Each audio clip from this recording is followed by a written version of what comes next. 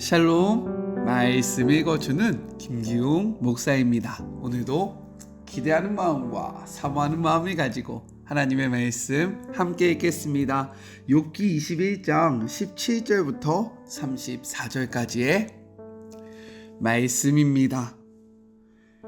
악한 자들이 실패하거나 재앙을 겪거나 응분의 벌을 받는 일이 몇 번이나 있던가? 불운을 겪는 경우는 또 몇 번이나 있던가? 그리 많지 않네.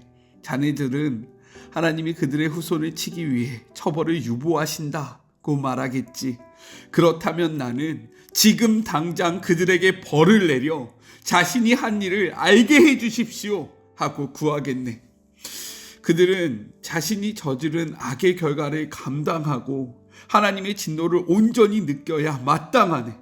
안전하게 무덤 속으로 들어가 버리고 나면 가족에게 무슨 일이 벌어지든 그들이 신경이나 쓰겠는가? 그러나 하나님은 우리가 도무지 이해할 수 없는 방식으로 일하시는 분인데 감히 어떻게 하나님께 이래라 저래라 할 수 있겠나? 어떤 사람은 만사가 순탄하여 원기완성하게 전성기를 누리다 죽고, 또 어떤 이는 행복을 맛보기도 못한 채 가진 것 없이 비참하게 죽는다네. 하지만 묘지에 나란히 누운 두 사람을 벌레들은 분간하지 못하지. 나는 속지 않네. 자네들의 속셈을 잘 알거든. 나를 넘어뜨리려고 계획을 꾸미고 있지 않나. 자네들은 폭군의 성체가 산산조각나고 악인의 업적이 무너진다는 순진한 주장을 하네만 온 세상을 다녀본 사람들의 생각을 물어본 적이 있는가? 그들의 이야기를 들어본 적이 있는가? 악한 자들의 처벌을 면하고 악행을 저지르고도 죄값을 치르지 않는다고 하지 않던가? 그들에게 범죄의 책임을 물을 사람이 있던가? 그들이 응분의 벌을 받은 적이 있던가? 없을 걸세. 그들은 화려하고 근사한 장례식 끝에 값비싼 무덤 속으로 우아하게 들어간다네. 그러면 다들 그가 참 훌륭한 사람이었다고 거짓말을 늘어놓지. 그런데 어찌 내가 자네들의 터무니없는 소리에 위로받기를 바라는가? 자네들의 위로는 거짓말 투성이야. 이것은 하나님의 말씀입니다. 오늘 말씀은 내용상 세 부분으로 나눠서 생각해 볼 수 있습니다. 먼저 첫 번째 17절부터 22절. 악인이 벌을 받는 것을 본 적이 있느냐? 라고 묻고 있어요. 욥은 하나님이 악인을 심판하지 않는다는 그러한 말을 이어갑니다.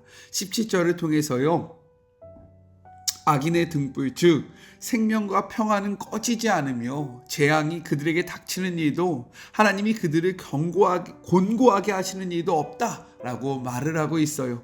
개역개정은 18절을 보통 문장으로 번역했는데 문맥을 보면요, 이보다는 메시지 성경과 새 번역처럼 질문형으로 하는 것이 더 의미 전달이 잘 됩니다. 우리 18절을 새 번역으로 한번 읽어볼까요? 개역개정의 성경, 즉 우리가 지금 쓰고 있는 성경을 갖고 계신 분들은요, 한번 비교해서 보시면 좋을 것 같아요. 그들이 바람에 날리는 건불과 같이 된 적이 있느냐? 폭풍에 날리는 겨와 같이 된 적이 있느냐? 왜요?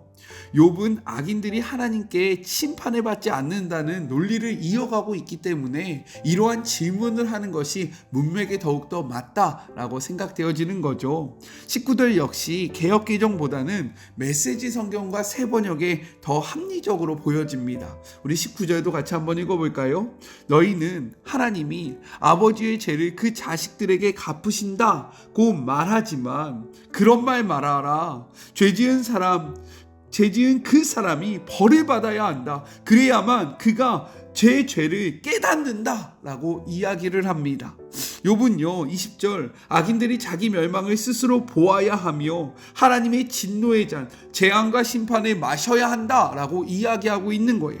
21절, 악인들이 죽을 때에 그가 경험하는 혹독한 고통으로 인해 자신이 남기고 죽는 재산이나 사람들에게 애착이나 미련을 남기지 않고 죽어야 공의와 정의가 지배하는 세상이 된다. 이러한 세상이어야 하지 않겠느냐라고 이야기를 하고 있는 거죠. 하지만 욥이 경험한 현실은 그렇지 않다라는 거예요. 악인들이 잘 살고 있는 것입니다. 그때 욥이 이렇게 이야기하죠. 22절이에요. 그러나 하나님께서는 높은 자들을 심판하시나니 누가 능히 하나님께 지식을 가르치겠느냐. 이 말이 무엇입니까?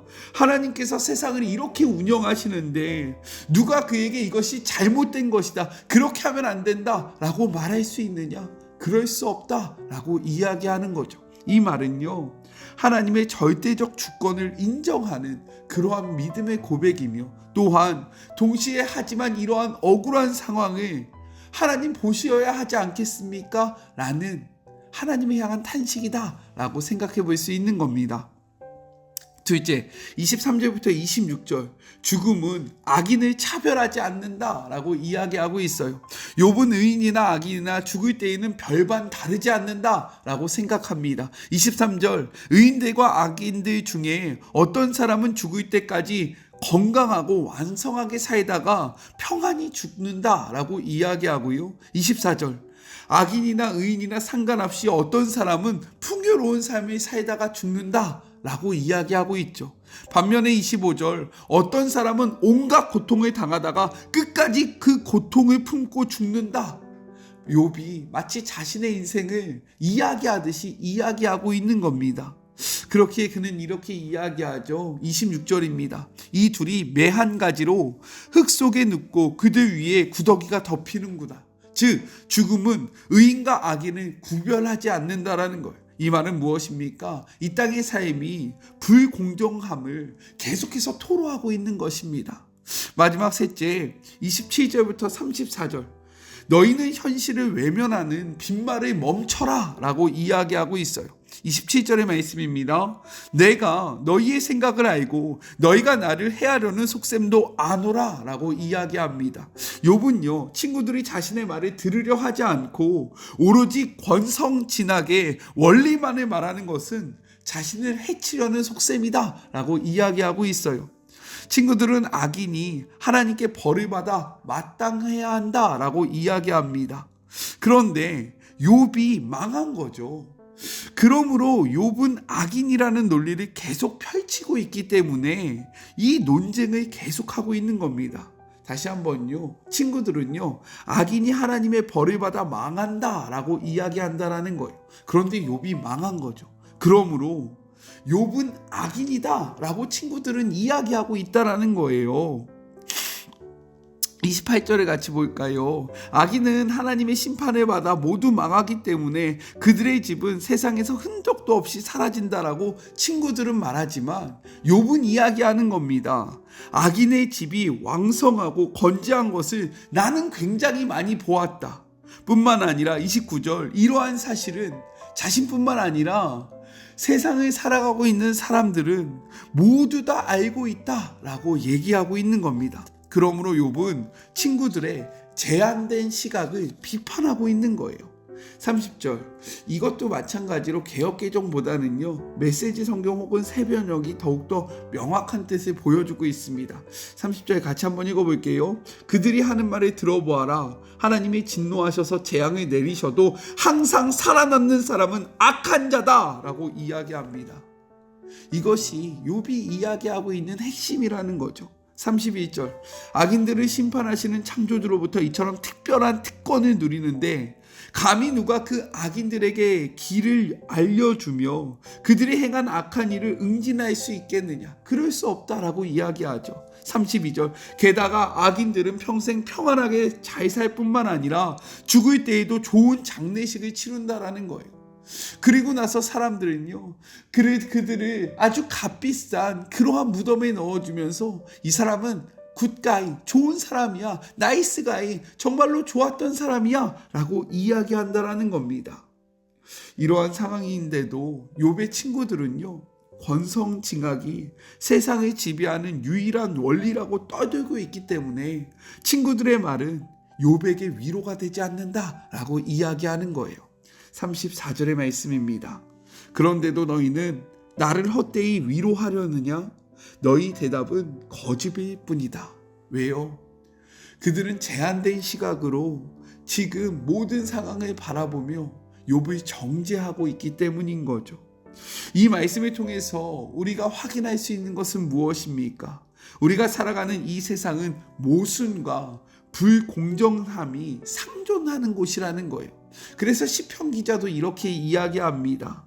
시편 73편 3절부터 같이 한번 읽어볼까요? 이는 내가 악인의 형통함을 보고 오만한 자를 질투하였음이로다. 4절 그들은 죽을 때에도 고통이 없고 그 힘이 간건하며 5절 사람들이 당하는 고난이 그들에게는 없고 사람들이 당하는 재앙도 그들에게는 없나니.